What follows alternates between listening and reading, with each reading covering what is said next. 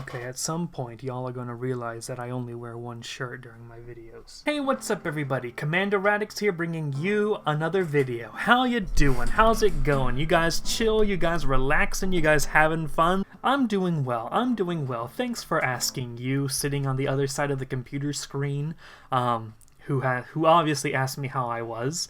Surely you're not just sitting here in silence staring at me, right? That'd be weird. But if you don't know who I am, my name is Commander Radix. I run the Commander Radix YouTube channel where we talk about things like history and lore and mythology and even some Transformers stuff. It's a weird mix, this channel. But as I do a lot of history videos, there's one issue that keeps popping up in my comment section. And that issue I want to address today because I've gotten quite a bit of comments recently commenting on this, and it's annoying. So I thought, let's go ahead and address it here today. Now, as someone who makes history content on YouTube, I kind of have a different perspective than your average history YouTuber. You know, your average history YouTuber is making nice, clean, presentable, you know, videos that follow a very professional historical method. I have some videos talking about my historical philosophy and how I make history videos, what I think is important when doing history. I've actually made a few videos about my philosophy. The most recent one being, the Introduction to History and Lore video, where I talk about my philosophy there. Okay, but this video isn't exactly about my philosophy about how history is, what history is, how to do history. We're focusing on a more narrower topic today in my philosophy of how we do history. And because the channel is growing rapidly, we recently crossed over 10,000 subscribers, which I'm planning on doing a more dedicated video talking about that once I find the words to even convey how I feel about that, because it's insane. Thank you guys so much. But we're getting more comments on this one particular issue, and I decided today we're going to tackle that issue because I think the issue creates some misconceptions about me. I think it's natural, the more you look into this channel, to ask this question, why I do this. But today we're going to answer the question, why do I use the before Common Era and Common Era dating system in my videos, specifically instead of using the before Christ Anno Domini system. All the dates I give in my videos are typically CE, BCE, instead of BC and AD. Why is that? Well, let's first ask the question, what are these two systems if you do not know? The before Common Era and Common Era system, BCE and CE, and the before Christ Anno Domini system, BC and AD, are essentially two terms to slap onto the same calendar system of measuring years. For example, the year we are in right now is at the time of recording is 2023 CE or 2023 AD, except not really, because typically, historically, the AD goes in front of the date. So we would be in 2023 CE or AD 2023. That is, we are in the 2023rd year of the Common Era, or we are in the 2023rd year of our Lord. Anno Domini, year of our Lord. By the way, I don't know if I've told you guys this, but I have been studying Latin lately, which has been fun. Yeah. Carthago delenda est. Ubi est Imperium Romanum. Imperium Romanum est in Europa, in Asia, in Africa. Non. Imperium Romana est in my heart. I'm very much a beginner at Latin. So these two systems use different terminologies, but it is the same calendar system. Year 5 CE is the same as AD 5, right? Now, traditionally, the AD and BC system has been used for this calendar system, although more recently we start to see CE and BCE, Common Era and Before Common Era, pop up. What do we mean by Common Era? By common, we mean the calendar system that is used for the most part around the world. Yes, other countries have their own calendar systems. For example, I live in Japan. In Japan, traditionally the calendar is measured by the year of the reign of the current reigning emperor. For example, it is currently Reiwa Yonnen, I think it's Reiwa Yonnen, which is Reiwa 4, the 4th year of Reiwa. And Reiwa is it's going to be the sort of poetic name for the Emperor of Japan, the current Emperor Naruhito. Oh, my bad, it's Reiwa Gonen, it's Reiwa 5, it's the 5th year of His Majesty's reign. Okay, so other countries have their own calendar systems, right? Now, what happened is, Europe, which was initially a very Christian continent, is, going to create a worldwide empire, right? It's the Europeans that are going to outrace the rest of the world when it comes to technology. They're going to take over a lot of the world, the entire North American and South American continents, a vast majority of the African continent, large swaths of Asia, the entirety of Australia, right? It's going to be the Europeans who are using this Anno Domini system to measure their years, who are going to essentially conquer the world, if not under direct rule, then certainly under influence. And because of that, that Christian calendar system goes across the world, even into cultures that aren't Christian. For example, in Japan, most commonly you will see the Gregorian. We won't get into Julian and Gregorian in this video, but you'll see the Western, in Japanese we say Seireki, the Western calendar used. By the way, Japanese, we don't have this BC, BCE, CEAD problem. We just put the character for year behind the year. And BC is like Kigenzen, which means like before the beginning of the calendar. So, what was the Anno Domini calendar based off? It was based off a calculation on when was the birth of Jesus of Nazareth, which is a very secular way of saying that. The more religious way of saying it is, when was the incarnation? When did the God of the universe incarnate into man on earth? From the Christian perspective, which, if you can't tell by the ominous picture of Christ the Pantocrator sitting on my piano over there, I am a Christian. So to me, yeah, the incarnation of the King of the universe as human on Earth is the most important event in world history. In universal history, it's the most important event, period. But the Anno Domini system was based off of that. Now, if I'm Christian, why do I not use the BC-AD system in my videos? Why do I use the CE-BCE system? The BCE-CE system came about in the modern world, in the modern era, and you know how I feel about the modern era. It came about as a way to say, well, the whole world uses this system, but not the whole world is Christian, so we're going to just take the names out, take the before Christ out, take the AD, Anno Domini, Year of Our Lord out, and we're going to say it's the common era, the era shared, the calendar that is shared by everyone. So we're going to use CE and BCE to sort of de-Christianize the calendar, which was a trend you see in the modern era. So why do I, a Christian, use that system? Well, there's a few reasons.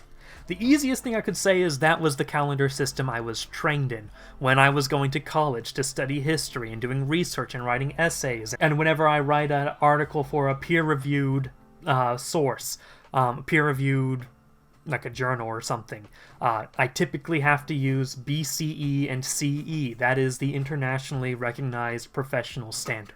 AD and BC, not so much. So that was how I was trained. Now, I was trained in a lot of things that I don't agree with.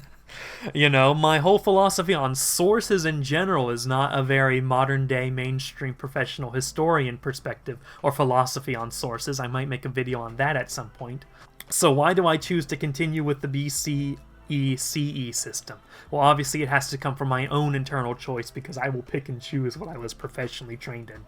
There's also the fact of the matter that my videos aren't always in a Christian setting. As someone who's part Japanese living in Japan, I tend to have an interest in a lot of Japanese history, and I make a lot of Japanese history videos.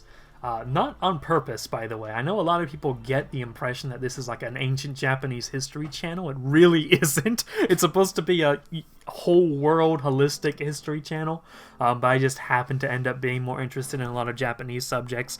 But it gets really weird if I start using Anno Domini and before Christ when I'm talking about a Heian Japan event. Not to say that I don't recognize the sovereignty of Christ over the entire world. I do. So ultimately, why do I use BCE and CE instead of AD and BC?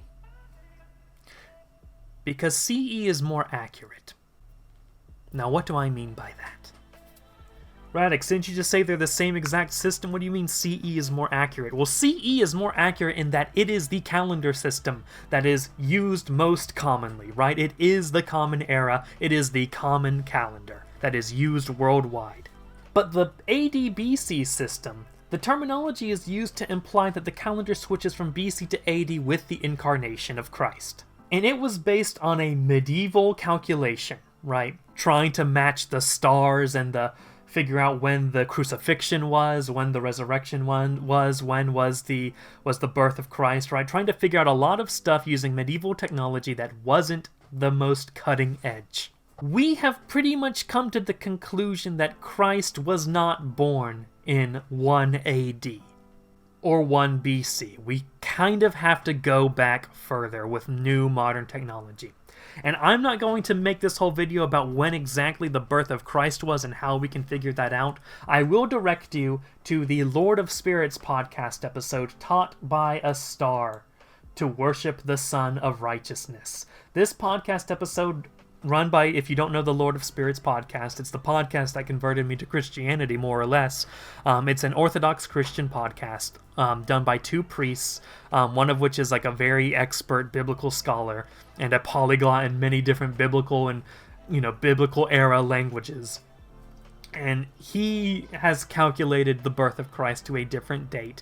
I tend to trust his judgment on this. There are other alternative dates as well. Very rarely is it 1 BC or 1 AD when Christ was born. In Taught by a Star to Worship the Son of Righteousness episode of the Lord of Spirits podcast, the incarnation of Christ is dated to approximately September 11th, 3 BC, or 3 BCE. Considering all the cosmological arguments, and I won't get into that, you can listen to that podcast episode if you want to know more about that. Now you might say, but Radix, isn't Christmas December 25th? December 25th, First of all, I'm an Orthodox Christian, so you gotta be careful there, because half of the churches in our communion are celebrating it in January. December 25th is picked as the date to celebrate Christmas, to celebrate the incarnation of Christ.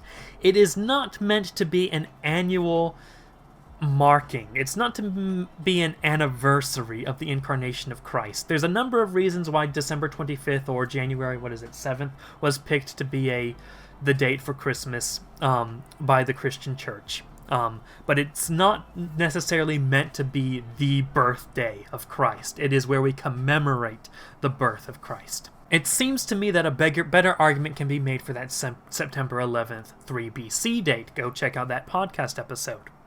With the crucifixion taking place in around 30 AD, or AD 30.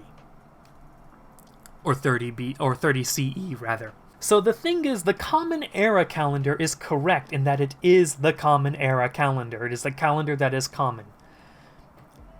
AD and BC are not exactly correct based on our current estimations, right? It's weird for Jesus to be 3 years old 1 year before his birth, right? So I think a lot of people get the misconception when they see me use BCE and CE videos and think, oh, Radix is not Christian, or he's anti-Christian, or he's trying to de-Christianize history, or he doesn't think Christianity is important, or the incarnation of Christ is important. No. I think it is important. I think it is the most important historical event in history. That's why I think it's important that we get the date right. So if I thought the BC AD calendar was accurate, then I would say that we would be currently in what? We would be in AD 2026 right now. We would be in the year of our Lord 2026 years after his incarnation, not 2023. Now, can you imagine if every video I made was just the general year plus 3 years? Oh yeah, Pearl Harbor was attacked in 1944, you know? Oh yeah, the United States declared independence in 1779 AD, right? That would be weird, right?